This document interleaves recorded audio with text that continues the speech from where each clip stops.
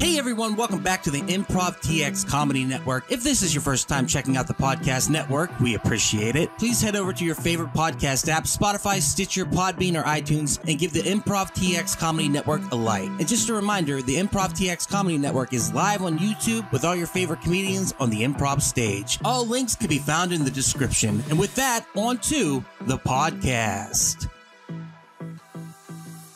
Hey everybody, welcome to the Act Out. From open mic to the big stage, comedians tell us how stories are made. This is Duck. Today, I'm with a very special guest. This guy is a legend in the game. He has been working for 35 years in the game. I'm telling you, I'm so excited. The first comedian I ever saw on stage was Shucky Duckey. I went to an open mic. I was sitting there and somebody goes, all right, here comes Shucky Duckey. And you got on stage and you crushed it. Well, I knew who Shucky Duckey was actually because of Herman Cain when he said Shucky Duckey Quack Quack when he was running for president. And so I knew about you, but I'd never seen you before. So it was the Arlington Improv. And then you popped up on that stage. You crushed it. You did your Samuel L. Jackson joke. You killed it. The whole crowd was like, oh my God, that's hilarious. And you said whenever you went up there, you're like, everyone needs to practice or something like that. Right. The more stage time you get, the better you come at it. Yeah. So, been in the game 35 years, been across the country. Have you went international too? Yes, I've been to Spain, Japan, Italy, Europe. I've been around. Very nice. Well, yes, we are talking with the legendary Shucky Duckey today. Shucky, how are you, sir? I'm fine. Cecil Armstrong? That's my government name. That's why I'm born in the hospital. That's the government name. So, yeah, let's talk about it. Where were you born and raised? You're from here, right? I'm from Dallas.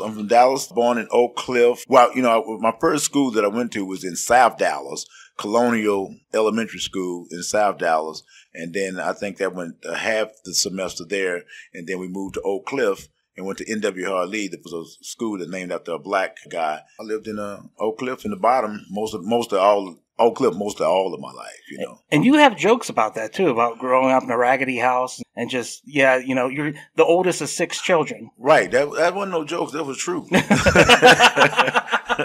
I wasn't joking about that. Yeah. It's hilarious. If you go online, the real Shucky Duckey on YouTube, you can check out all the clips. You can check out the comedy. It's amazing. So what was it like growing up? The oldest of 6 children. Did you have to kind of be the father figure in the household? I had to be the father figure, but I was the scariest kid. I was trying to be the oldest kid. Everybody was jumping on me. I was running from bullies and everything. But my second brother named Kenneth, he was terrified. He can whoop everybody in the neighborhood, But I was the oldest child, and I had to really take care of the rest of the kids. I know that there were father figures kind of in your life, throughout your life, but there was one, main one, I believe so, but, you pretty much took care of everything, right? Yeah, I took care of most of everything because my mother was a single parent. She had a boyfriend, I say a boyfriend, but she had 3 kids by him, and his name was Jerry Lee. I learned a lot from him because, we did construction work. He built inlets for the streets, so he taught us how to do that. But he had a work ethic, where you get out and just work, hustle. So I watched a lot of stuff from him. So what was it like growing up in Oak Cliff? Were you the funny kid? Were you the... No. Shy? No, I was very shy. Yeah. Very shy, scared of girls. All of that. But because my mother was a single parent, and sometimes we stayed with our aunt, so it was kind of like a blended family. My mom was the poorest out of all her siblings. All her siblings had about 2 kids, no more than 3. My mama had 6. So she broke the mold. And so she was always asking for money and always looking for some money. And, the rest of the family didn't want to get it. They called her Begging Joe because she was begging all the time and all like that. So I wanted to do something, with my life to be able to get her out of that situation, So I dreamed of being a star. Jackson 5 came out. I wanted to be a part of that. But James Brown was really the guy that I really wanted to be like, to be a singer. Because maybe they can get the girls and get me out of this shyness, and then plus help my mom, get out of this poverty situation. So comedy wasn't even on the table at that point? Comedy was not even on the table. But you were musically inclined. You were in the band, right, in school? Yeah, I played drums in the band in high school. There you go. In junior high school, Oliver Wendell Holmes. I went to begin in the band in Oliver Wendell Holmes. And then when I got over to Roosevelt High School in Oak Cliff, I got in the band. I wasn't really a good drummer, but I was really learning. I was steady learning, so I grabbed the cymbals. So I played the cymbals for about 2 years. But I tell you what, I was a star with the Star Spangled Banner. The place, bam, ba-dum, bam, bam, bam, bang! I was on it, brother. It's so funny because I can relate to that. I did the same thing, and I crashed those symbols together as hard as I possibly could. That's hilarious. And when I was in high school, I watched Gremlin. Gremlin. We were all imitating Gremlin because Gremlin was one of the biggest bands and most show bands. And so the Gremlin cymbal players came off the field on their backs playing the cymbals. So we got a chance to play South Oak Cliff. South Oak Cliff was our rivalry. And we got to play South Oak Cliff, and I was out there playing them cymbals, bam, bam, bam, bam, bam. And then it was got time for us to come off that field. Bam, I hit them cymbals and got on my back, boy. I was a star. And one of the guys had the drums. He went around me in a circle. And, man, I was a star for the whole month that they had that game with South Oak Cliff playing those cymbals. I was a star. That's awesome. Is that your first taste of entertaining, or were you entertaining at a young age? Well, Easter speeches, for church. So I was known for a good speaker. I did the oratorical contest in elementary school. The teacher said, you got a good voice. She liked my voice. But I got to the finals, but I didn't get a chance to do the speech because somebody else would beat me out on that. I lost confidence really lost confidence in myself to then finish the speech. And somebody else did the speech, But she said, I don't know why you didn't learn that speech. You got the better voice. You got the better presentation. I don't know why, But because of the insecurities I had within myself, I always put myself down. I always just gave up. I didn't say gave up, but I just didn't have that confidence. Why do you think that was? I don't know what it was. And sometimes I suffer from that still to the day. I don't know what it is. Sometimes I can sabotage my whole situation. I can have a good situation, and sometimes this sabotage just comes in and just destroys it. But I've been listening to this guy, Patrick David. Man, I've been listening to him. And a lot of the stuff that he's talking about, I've experienced it, and now I'm trying to gain that confidence to do it. I mean, I got the confidence. I was going to say, you've got the confidence. I got the confidence, but I just got to follow. I got to follow through. I need to get that follow through and to keep on striving and make it bigger than what it is. Because the Shucky Duckey thing came by so surprisingly, and it took a life of its own. And I don't think I was prepared for it, but it took a life of its own. We're definitely going to get into that. I want to talk about real quick when you met your biological father and your half-brother, and you got into the company with him, the party company. What was that all about? Well, my mom told me, I want you to meet somebody. I said, okay. So she took me to this parking garage. This parking garage, this guy came out. She said, this is your father. I kind of knew from the gossip around in the family that the guy's name that I carry is not my father. So when I met him, I said, wow. Then he said, oh, he looked just like Carl, which is my half brother. He looked just like Carl. I said, okay. So you want to meet Carl? And my daddy's name was Willie. And so I said, okay, I want to meet him. Because, you get to find your father, to have that connection, because you want to know what type of personality he was. What can you do to grow up? Because I think I went to it was like the band director. I kind of clinged on to the band director as a father figure, because I didn't know him as a father. But then, just about when I was getting ready to graduate from school, my mother introduced me to my father. And that was a great connection. I did a lot of those things with him because my daddy was a promoter. He liked to promote, and my stepbrothers liked to promote. And so he got in trouble. Him and one of his friends fell out. They fell out in a business deal. I was working for the bus company at the time, cleaning buses, not driving buses. This time I was cleaning buses. And I told him, I said, hey, man, I'll go in business with you. I'll learn how to do the party thing. And so he taught me how to, give parties and promote. And with partying and promoting, brought girls. Yeah. That's a whole new different thing. I was scared of girls, but then now that I'm in the limelight partying, girls. Yes. And all that type of stuff. So that was a great experience to see my biological father. And I stayed with him for, my grandma, I stayed with him for a little bit just to try to get that connection. I mean, that's awesome. And then the party thing, that went for a little while, the party company? It went from 77 to 79. Oh, wow. So 2 years of partying hard. Right. Well, learning that being in that limelight. Now, when you say party, you didn't get any drugs or anything like that? Oh, no.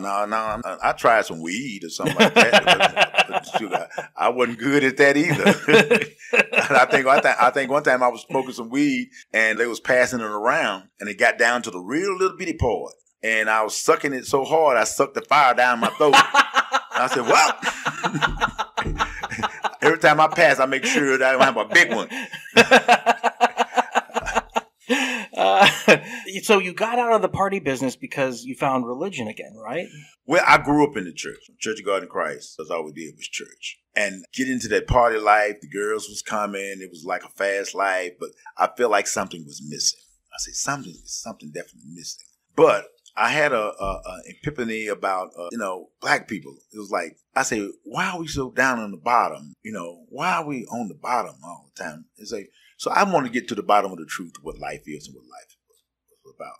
So I wanted to get down to that bottom. So I started going to church. I was going to be in church strictly. I was going to strictly be down. I was going to dedicate it and be strictly in the church. So I went deep into the church. Yeah. And started learning from Church of God in Christ. I left and I went and got into Baptist church. I did a little Islam, but not that much.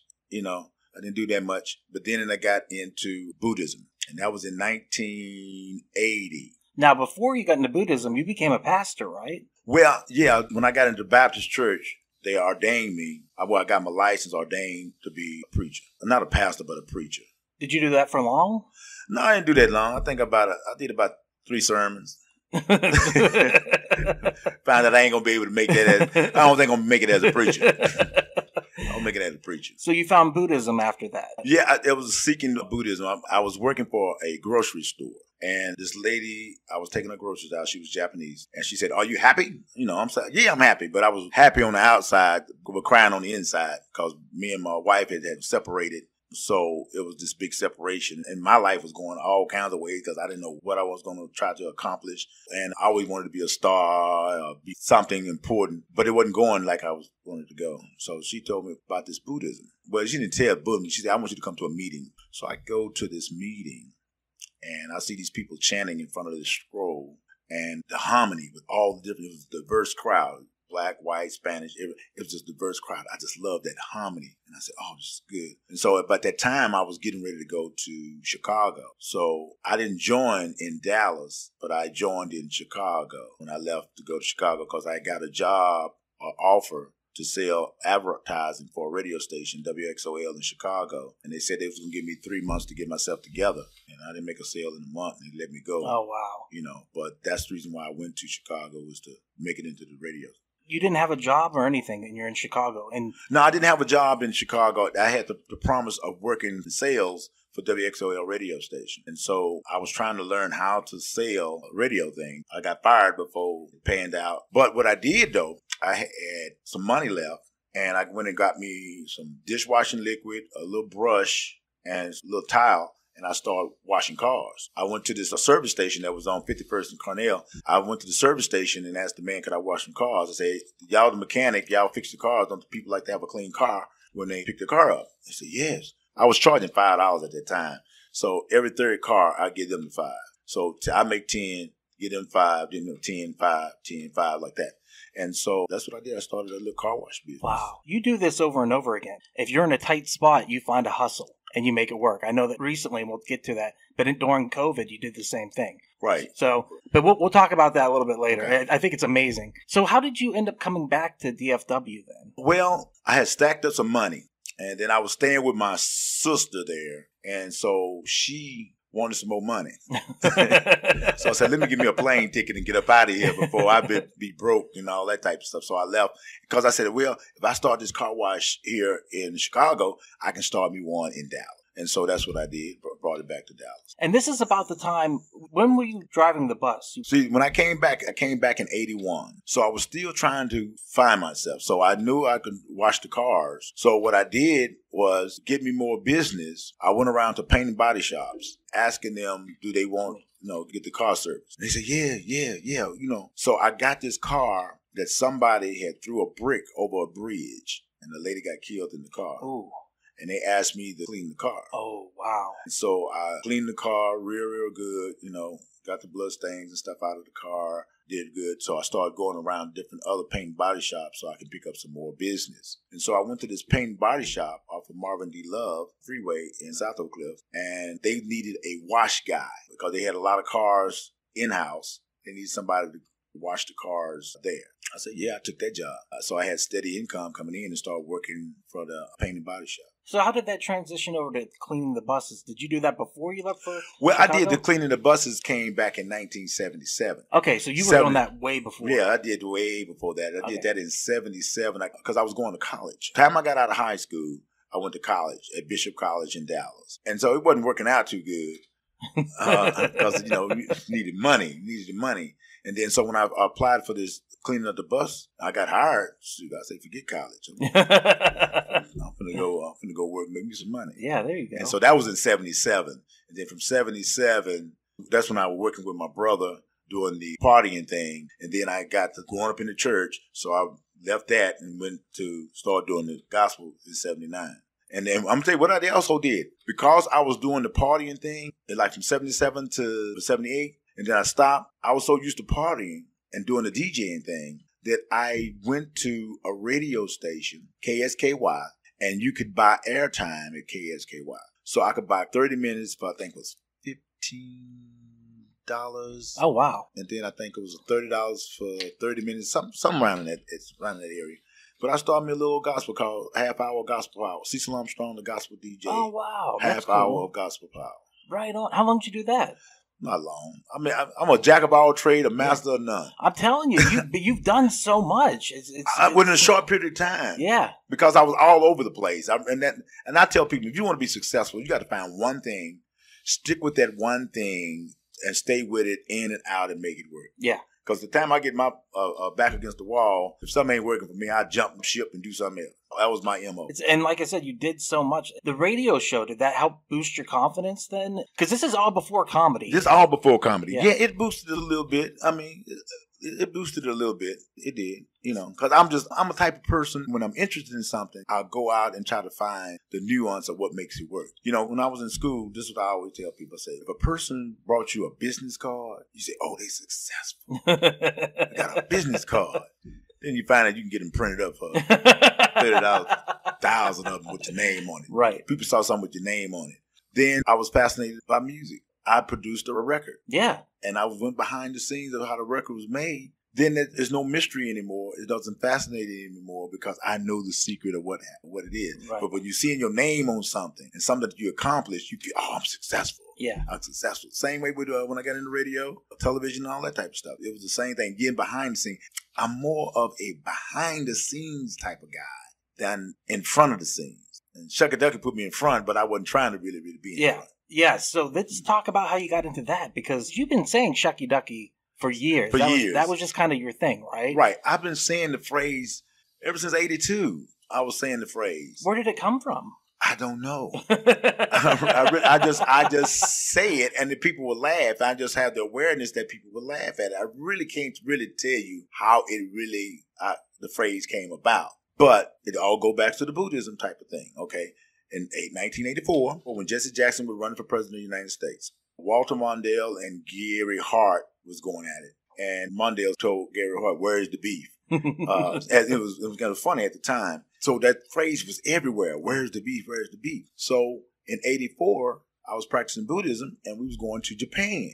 We wanted to go to Japan to see the Great Shrine, to go to Mount Fuji. So I needed some money. I didn't have any money. So I thought maybe I could sell some T-shirts with "Where's the Beef" on it and raise that money, since the phrase was popular. And then so the guy told me I couldn't do that because Wendy's had the copyright to it. So I was reading an article in the paper about came up with the campaign for it. So I called the advertising agency, and they told me to call Wendy's International. And then Wendy's International told me to call Pro Sports, who had the license agreement to sell "Where's the Beef" T-shirts all across the country. They sent me a contract, and they showed me the promotional package of what they did. They had bumper stickers, they had mugs, they had nightgowns, and then in the memo they said they're gonna come up with a country and western song called "Where's the Beef." I said okay. And then so Clara got in trouble with Wendy's for doing a spaghetti commercial. She did the same phrase on a spaghetti commercial. Oh, okay. Oh, wow. And then it was going back with legal jargon, and they sued her or whatever they did. But anyway, the campaign kind of like died down. Mm-hmm. And so that was in 84. Then in 85, like I said, I like promoting. I had a friend of mine named Hoagie Starr who wrote a rap record, a LP, a long extended play called Get Live in 85. So I got behind him and started marketing his LP, pushing that LP because it was hot at the time. And I said, well, we only got a short period of time because 85 we're going to be over. It's going to be over at 85. We got to do something else. So at the end of 85, we finished that up. We sold we didn't sell that many records, but we sold some. So we got in a room in December of 85 and said, what's going to be our next project? And they said, well, we're going to come up In the Mix in 86.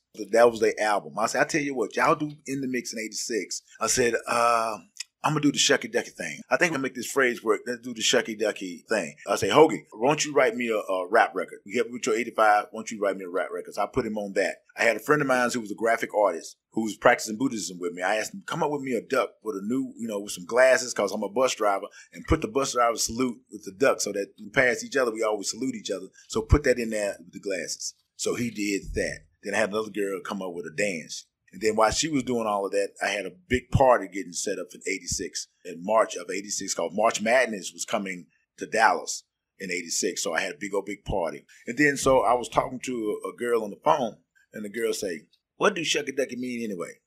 And then my mom would say, instead of saying shit, say Shucky Ducky, And so my mom is the type of person who likes to look up words. So me and my mom got the dictionary. We started looking up the words. So we looked up the word shucks. Shucks was an expression that represents disappointment. Okay, we got that one. Then we looked up the word ducky. Ducky is the Irish term for excitement, pleasure. Then so we said, okay, mom, let's do it like this. We say Shucky Ducky could mean disappointment or excitement. So we wrote the definition. Shucky Ducky is the phrase that means disappointment or excitement. Instead of cursing when you stomp your toe, we say Shucky Ducky. You see a fine girl or guy you like, you say, oh, Shucky Ducky. It's hot, new, and fun to say. Use Shucky Ducky in your vocabulary today. And we put out 10,000 flyers. I had 10,000 flyers printed up with that definition on it. And every concert that came to Dallas, I would put it out there, just start passing it out.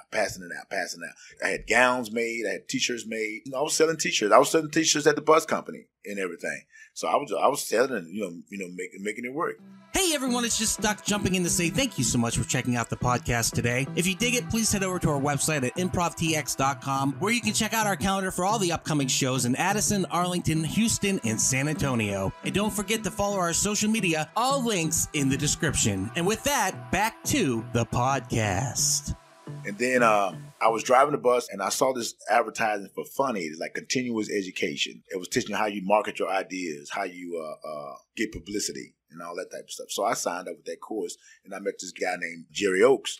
And Jerry Oaks helped me to get my corporation, get it laid out and everything. So he helped me learn how to promote. And we did a market survey where we got some kids because we were going to market it to kids. So we bought the kids and put them in and let them do their thing and look at the stuff, but they wasn't feeling it. Then so one kid said if Eddie Murphy was to say this would be fun or funny, because Eddie Murphy was hot at that time. Mm-hmm.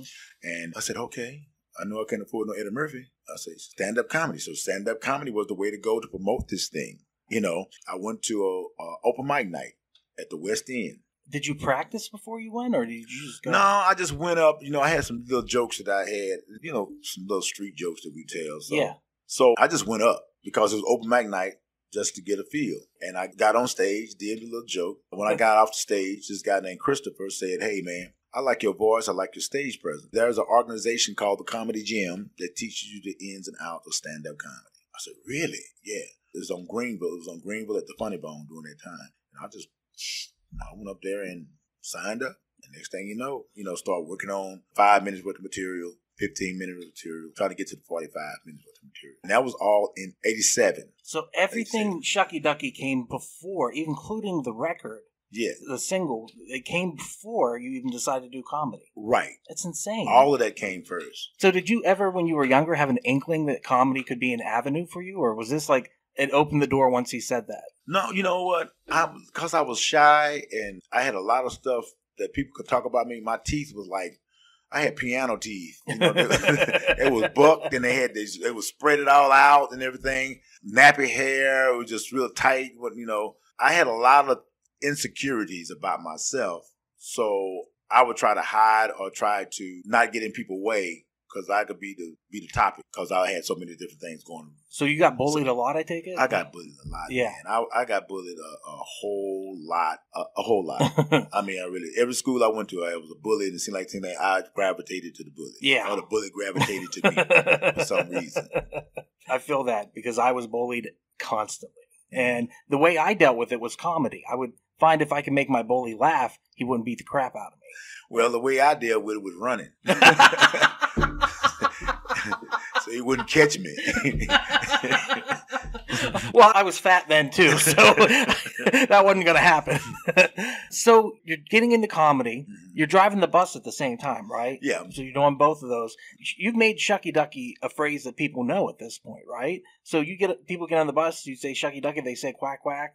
Like, it was well known in the area. Well, the quack quack, it was just saying Shucky Duckey at the time. It wasn't until I did the rap record that the quack quack came in there. But now it was just Shucky Duckey, and had a t-shirt, Shucky Duckey. I wish I had an old t-shirt. I got old t-shirts and stuff, the first t-shirt that I made, I got that. But it was just that phrase. It was just so, people would laugh.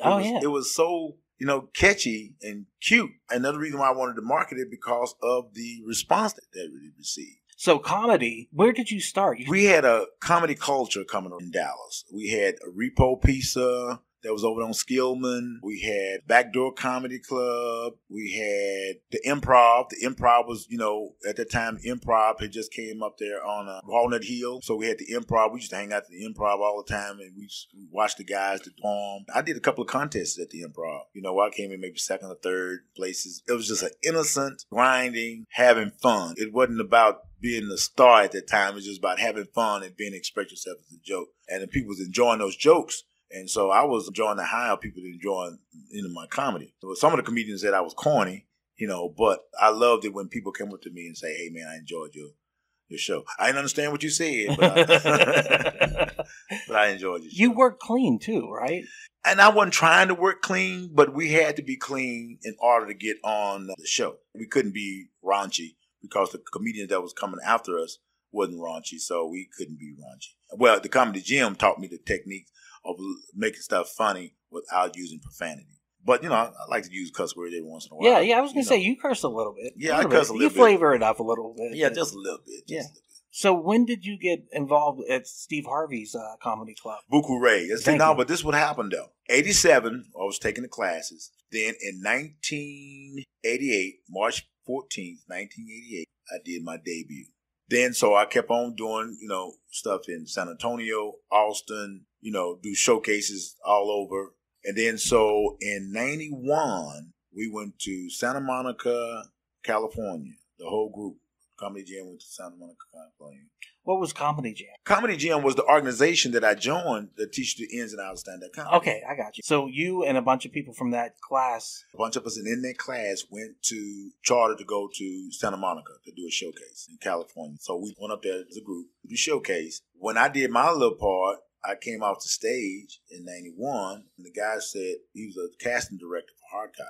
And he said, "Man, I like you, man, and everything, pretty funny, I thank you." He said, "But I can't do anything for you in Texas. You got to come to California." So when I got back to Dallas, I quit my job and moved to LA in 91. And it was a struggle up there too. It was a real struggle because, everybody out there is trying to make it to be a star in LA. And people were calling me up, saying, "Shucky, are you a star yet?" And I said, "Yeah, starving my ass off. Can't hardly get no food around here." So but it was brutal because during that time, it was like comedians would talk about your bad. Like, I had a whole lot of insecurities and a whole lot of things that you could pick out on me and talk about me. But I still tried to make it. I think I did a show at Carlos and Charlie's, and I think Michael Collier was the MC or the host of that room. And I went up there and I had on some outfit that matches from the top to the bottom, like it was the two-piece. And I had on some shoes that looked like Vanilla Ice or some sort like that. And this guy in his audience talked about my shoes so bad and everything. And I wasn't strong enough to come back on nobody. And then so Michael Collier took the mic, talked about the guy, and then gave me back the mic. And the guy said, "He still got some messed up shoes." So it was an experience there. And then, so things wasn't working as well as I thought it was. Me and a friend of mine who went up there also, who was in the park, in Venice Beach Park, sitting there talking about we wanted to be successful. We didn't want to be no failure and all that kind of deal. And we were drinking some Crown Royal and getting drunk and everything. And then somebody came around in some skates with some tickets to the Price is Right. And I said, "All right." I said, "Since I'm getting ready to leave, go back to Dallas," I said, "Shoot, at least I can go see the Price is Right before I left." And I had those tickets. And matter of fact, when I went to Price is Right, I got on the Price is Right and won a car. No way. Yes. No way. Did you go by your name, Cecil Armstrong? Yeah, Cecil Armstrong. Okay, yeah. I wasn't sure if you Shucky Duckey did No, with no Shucky Duckey. And you won a car? I won a car. Who was the host at the time? Was it It was Bob Barker. Bob Barker was the host. Oh, wow. Mm-hmm. What kind of car was it? It was a Grand Am. Oh, wow. It was a Grand Am. That is 91 so cool. Grand Am. That is so cool. Red. So you ended up deciding to leave LA. Yeah, because the things wasn't working out. Plus, I had a son. I had a son back in Dallas. So I was kind of missing my son, at the same time. So I wanted to get back to him. I use that as an excuse as well. And I told everybody I was coming back to, visit for Thanksgiving because I came back at Thanksgiving. But all my stuff was packed up in my car. So I went on back to Dallas. And when I got to Dallas, they were telling me that Steve Harvey had a comedy club, Vuku Ray. And I said, oh, yeah. So I'm down there to the club. Gave Steve Harvey my resume. Back then we had resumes. So I gave him a resume. And he looked at it and he said, "I don't think you're gonna make this. You've been around them white people around to make this." But shoot, when I went up, I hit him. And he said, "Oh man, I'm gonna let you host my Apollo night." And I was able to host the Apollo night. He was instrumental in getting me on the Apollo and a lot of other different things. Matter of fact, he gave me my first out of state gig. I had to open up for Paul Mooney in Miami. I still got the flyer. What was that like? Paul Mooney? Yeah. Oh man, Paul Mooney will clear the room. Yeah. The room was cleared. I was overjoyed just to be on stage.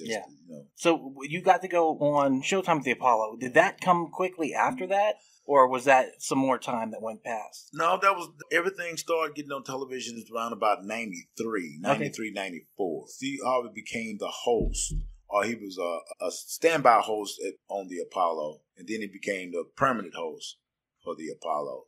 And he said, "I'm going to get you on." He got me on. We went down the list of what I was going to perform, and he told me, do this, and everything. And the rest is history. You can watch the clip online now. It's up there. If anyone wants to check it out, go to @RealShuckey and you can watch that on YouTube. It'll be awesome. Def Jam come after that? Or is that what's so strange about it was everything was hitting all within that 93, 94 time frame. Okay, Def Jam. Def Jam was hot in 91, 92. It was hot, really, really hot. And I wanted to get on. I wanted to get on. But Steve said he showed the tape to the Def Jam people, and they said they don't think I was going to be that funny. So I said, no. I said, okay. Then, so Bill Bellamy came down. I worked with Bill Bellamy, and I told Bill Bellamy about what I want to do. He said, we can get you on Def Jam. Then he said, well, you had to come up to the Peppermint Lounge in New Jersey. So I went up there to the Peppermint Lounge. Ticket was like $99, round trip almost. So I got me a round trip ticket, went up to New Jersey, did the Peppermint Lounge, and they liked me. He told me I'm gonna be on Def Jam. I was happy. Yeah. And so I came back to Dallas and told everybody I was gonna be on Def Jam. And I was on the Tom Jones show. I just whispered in his ear that I was gonna be on Def Jam. And he said, "Can we talk about it?" I said, "No, we can't talk about it." And then he kept on bugging me about it. I said, "Yeah, let's talk about it." And then when Def Jam came around, they didn't call me. I said, "Oh," so I called them, and then they sent me a letter saying, "We'll call you, don't you call us." Oh, jeez. That's horrible. So how did you eventually end up getting on? Because you were season 4, episode 5. I think, Bill Cosby said something about Def Jam. When he said that, I guess they were scrambling to get some more comedians because they were cycling the same comedians over. So they, try to get some other influences, Because if you got on there and you didn't make it, they'll cut you anyway. If you didn't do good, they'll cut you anyway. And so Tina Graham, who was very instrumental in trying to get me on there, she worked her butt off and got me on there. And that was history because they didn't think I was going to do good. But I did that first. When that green, I had that green. They said I did good. Yeah, you crushed it. So after you did that, did it blow up? Did you end up going across the nation? Oh, yeah. I started getting a lot of offers, things of that nature. But I still wasn't really, really, really, really ready because I only had about maybe 15, maybe 20 minutes worth of material. Wow. You were on TV and you only had 20 minutes worth of material? I was the internet comedian before the internet. I was the internet comedian before the internet. It's so true. Because I didn't know, and I was getting nervous because, I was going to play this. I couldn't, bluff that. Because my thing was pushing the phrase. I wasn't trying to be the best comedian. I was just getting exposure for the phrase. I wished I could be behind the scenes and not in front of the scenes. Because I wanted to sell T-shirts and the record. that was going to be my ticket, so I can do. I didn't want my name to be Shuckey Duckey. So it just kind of happened through serendipity. Well, because when I first started out, it was Cecil Armstrong, the funniest bus driver in America, better known as Shucky Duckey. It was too long. Then I say, okay, funniest bus driver in America. But I didn't want all my stuff to be about bus drives, so I wanted to cut that out. And then so I said to myself, what I'm trying to promote? Shucky Duckey. So I'll just be Shucky Duckey. And that's what I did, use the Shucky Duckey. So it ain't be no question asked. And then people curious, then I'll be able to explain it. Bam. And make it work like that. And then I can sell T-shirts. So do you look back on that and wish that you wouldn't have done that at this point? Or because I know you kind of have like a love-hate relationship with the name. Yeah, I got a love-hate, but it was like I knew with the name Shucky that a lot of black people was going to back off of it. Mostly the bourgeoisie, people going to look at it as, man, you shucking and jiving type of thing. And then the people that's down earth, they, it's funny. And it's funny. So I know I had that kind of like going back and forth. But my goal was to make Shucky Duckey a household word, a phrase to sell the T-shirts and stuff like that. So I just took that chance. And it stuck with it. Even when I tried to do Cecil Armstrong, or either I tried to do something else, people weren't buying it. They didn't want to hear this Shucky Duckey. They want to hear the quack quack. They wanted to hear that. That's how good the catchphrase is. That's how good the catchphrase was. It took a life of its own. They loved it, so I just kept on working it. But then I had to try to make it cool. I had to make it where it wasn't corny, because my jokes ain't really corny. Maybe when I first started out, maybe. But no, I didn't have no corny jokes. And a lot of people think it's a character, because Shucky Duckey is a character. So I said, no, the name might be a character, but the jokes is about life, the things that I have experienced. So it really, it's just tied in. It's kind of like a contrast. It's like, it ain't matching up, so to say. It's contrast. The name is this, and then my jokes is this, and then my look. My look was like a businessman type of a look, or a strong kind of look. Well, it kind of plays into the cool thing. Yeah, plays the cool, and that's what they had to do. And that's what I had to do, is to make it cool to make it fun. And then I said, okay, I know I'm going to outgrow this. I'm going to be like, you got the gray hair. I'm going to outgrow this, but I had a way to make it so it could still be relevant today at an old age. It's interesting to me that you have that kind of relationship with it, where you didn't want to be Shucky Duckey, but you became Shucky Duckey. And like everyone, I mean, somebody says that, like they know who you are. If I say that to somebody, you're a legend, like I said. So like the first time I saw you on stage, I was like, Shucky Duckey. Like I had the same reaction everyone has. And then I'd be like, I saw Shucky Duckey on stage. I was like, you saw Shucky Duckey? Like, so you are a legend, and the name fits well. So I think it's funny that it's one of those things where you kind of have like this, you kind of wish you didn't have to go by the name, but it fits so well. Fits so well. It does. It really fits you. But like you said, you took a lot of shit for it. Yeah, I took a lot of it, because that name succeeded a lot of people who was very established. Yeah. And a lot of promoters was calling for me to be on those shows, because they wanted to see Shucky Duckey. Maybe some jealousy came in, sort of that. But there was gunslingers doing it. They ready to shut you down. I did a show in the Bahamas, I think it was, and those guys was, they was real raunchy. They was real, sex. They was talking, and I was the headliner. And so, but when I came up, all my shit just died, because they done took it to that level of sex, and I didn't have those type of sex jokes, and so it died. So I told the promoter, I said, man, we got to change this show around. He said, why? He said, you the headliner. I said, yeah, but you want me to die every night? I got to host this thing. He said, no, you're going to change the money. I said, no, we ain't going to change no money. We're going to get to pay the same thing. We're going to pay the money, because I'm still bringing the people in there. We just got to change the show, because I want to have a win-win situation, and not know, everybody looking at me, because the people were talking about me, and Shucky Duckey shouldn't have been on there. He shouldn't even been on the show. So we changed it around, and it worked. And I was trying to figure out a way that I can catch up to the headliner, to catch up to that part of being a strong headline. And then what I had to find out was Richard Pryor talked about his life, but we looked at Richard Pryor as a god. Yes. Somebody that, the genius, you couldn't match up to who Richard Pryor is. But when Kevin Hart came out and started talking about his life, I said, oh, I got it then. Kevin Hart, I said, okay, I see it now. I see how you do it. Because even Miss Pat, she talks about her life, because I didn't think my life was that interesting. It's super interesting. No, I didn't think it was that interesting. So I said, okay, now if that's the criteria for doing it, then I got a whole lot of stuff I can talk. I'll just have to come out of my shell to talk about it, to make it funny and and everything. So when I saw Kevin Hart, what he did, I said, okay, I got to start working it. It's like I said, I ran away a lot of times. When I faced some obstacles, something else would come up and make a way for me. So I did a show. After 98, I got into a gospel play. It's called A Fool and His Money. And I was Uncle Ski. And the play did pretty good. And the play ran for about six months. Mm-hmm. And people were liking my acting ability in the play. So another guy came to me with a play. And it was happening in 2000s. About the 2000s, and it was called When a Woman's Fed Up. And that play ran for almost 2 years until 9/11. Oh, wow. Yeah, until 9/11 hit. And then when 9/11 hit, play things kind of died a little bit. Now, was it traveling or something? Yeah, it was a traveling play. And then so after that hit, the circus called. Because the lady that I was doing the play with, they liked our chemistry and they wanted us to be a part of the circus, not necessarily the ringmaster for the circus, but a part of the circus. And so I said, okay. Yeah, I'd give it a shot. When I went, next thing you know, I became the ringmaster. Yeah, so you went in doing comedy, is that right? Or you were acting? We was going to be, me and this young lady named Patrice Lovely was going to be an act in the circus. And I was really, I took it because I was, like I said, my comedy wasn't really standing up like I wanted. I really hadn't really developed to where I need to be a strong headline. And so that's what caused me to go and take the circus gig is I had a show in Saginaw, Michigan. And the same thing, I'm popular. They're going to make me the headline. And so I went to the guy and said, hey, man, can I host the show? He said, no, man, you can't host the show. You the headliner. You the biggest name on the ticket. I said, oh, God. Then he go, you know how you do a black guy, you say, are you scared? Oh, no. I said, no, I ain't scared.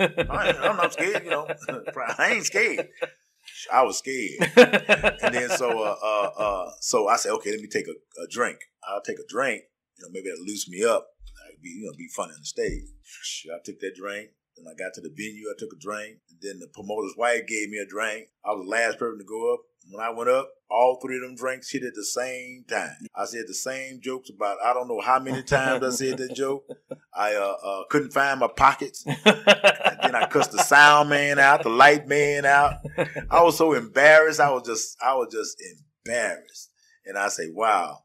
I tried to save face, but I was embarrassed. So when the circus called, I jumped on that. I said, I got to do something so I can get my act together, so to say. Had to do something. So it sustained me for a while.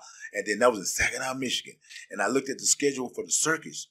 Saginaw, Michigan was nowhere on that. I said, good.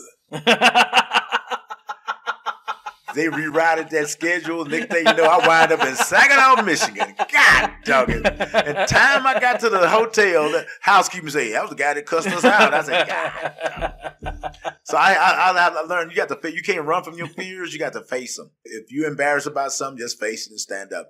And sometimes I did a show for some bikers, and I was trying to compete with the younger comedians and trying to get raunchy like them. I fell flat on my face. I said, well, that ain't the route. But I didn't run. I stayed there and took the abuse. I said, okay, I'll take that abuse because I'm learning.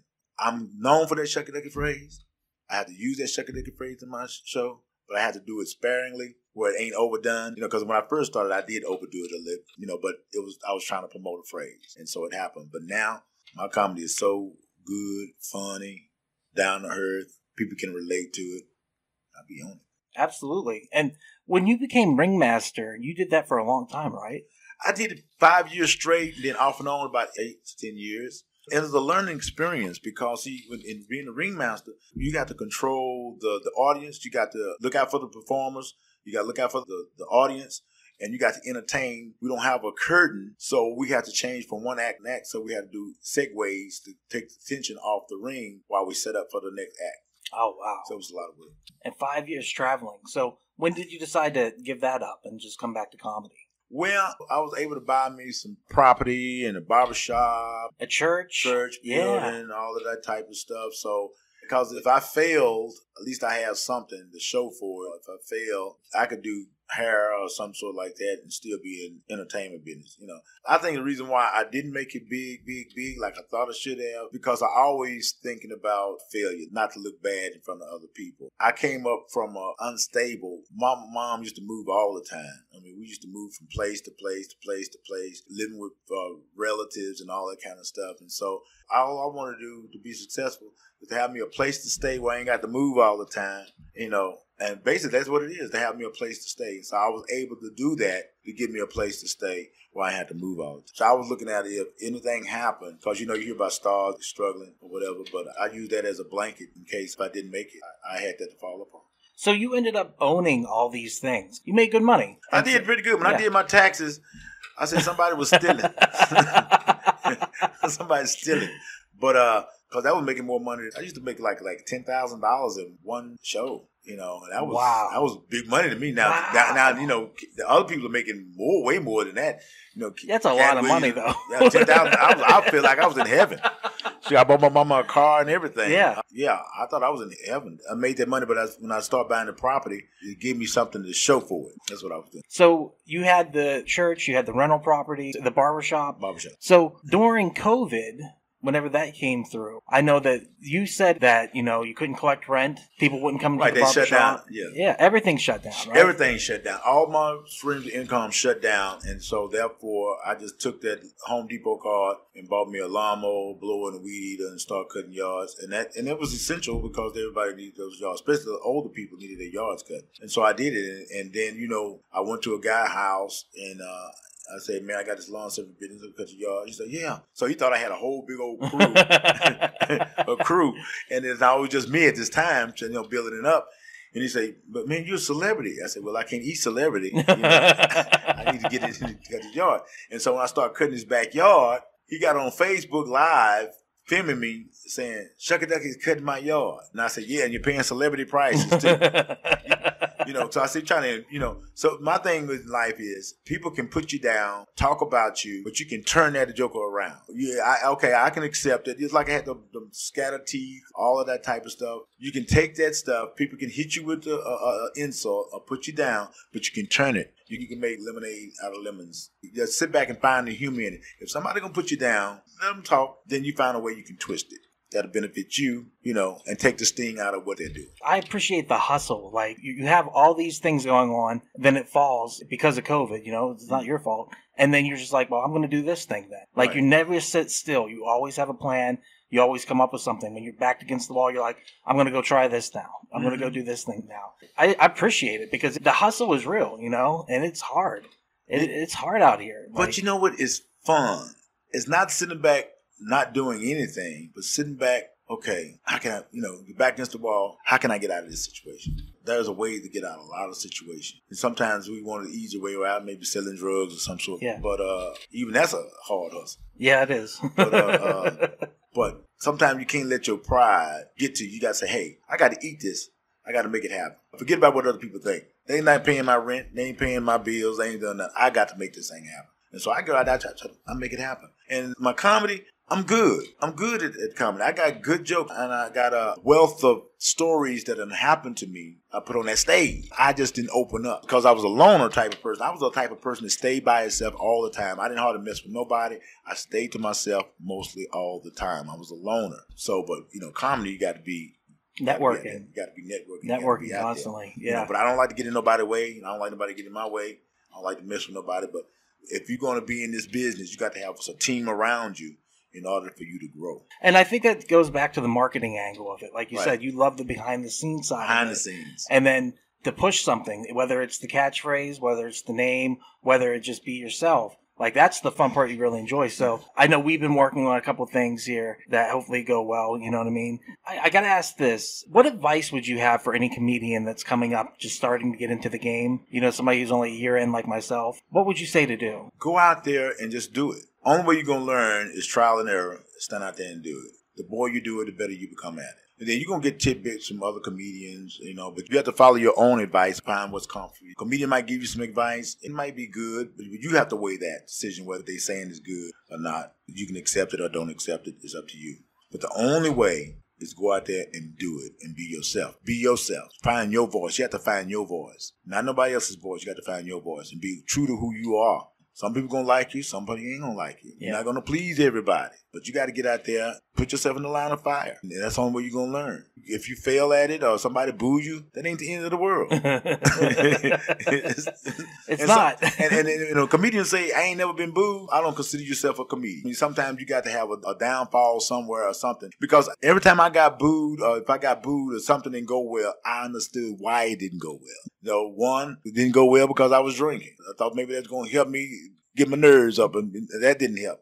I wasn't in control of that. One went up, I was trying to compete with the young comedians and not being myself. That failed. So sometimes I think, man, my jokes are too old. But I wrote some good jokes. Some jokes is timeless. And I wrote them in such a way where I can do them anywhere, any city, anywhere, anytime. Any crowd, too. Any crowd. Any crowd. Any crowd. And that because I wasn't a prolific writer. I wasn't writing all the time. But I experienced a lot of different things. And I know how to phrase the joke where it would not die. You know, every joke that I got, every joke I got, just about you can tell it over and over and over and over again. It's like telling a good story, watching a good movie, reading a good book.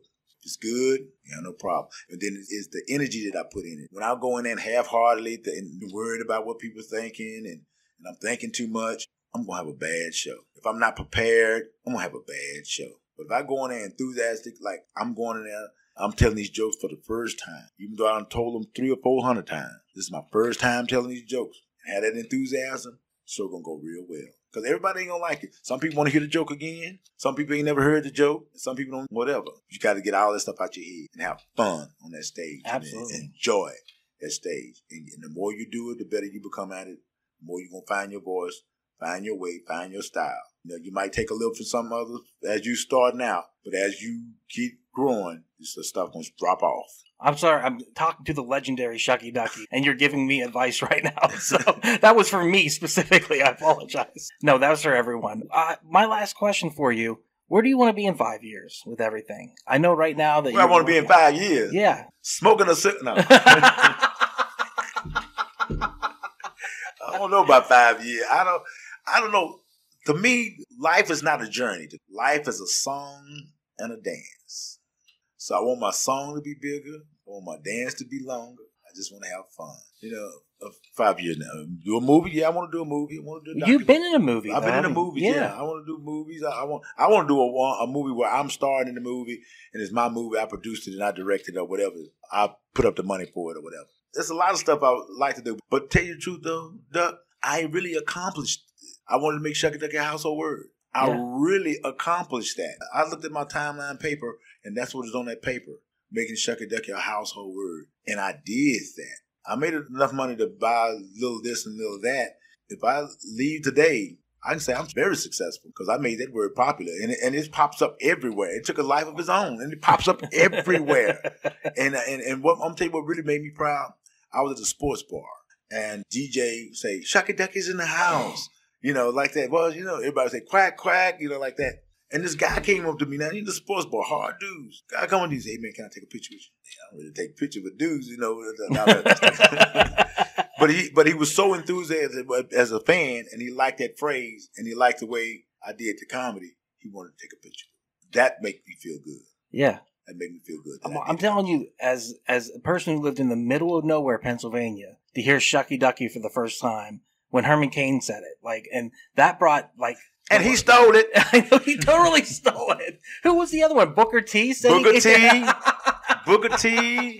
I'm going to tell you somebody who got it first, though, who stole it first. Who? Quincy Jones. Quincy Jones. That's insane. He did it in the juke joints. He did it in the juke joint. He said, Shucky Duckey. He had Tom Lowe to say, Shucky Duckey, go high. Oh, my God. Dum, dum.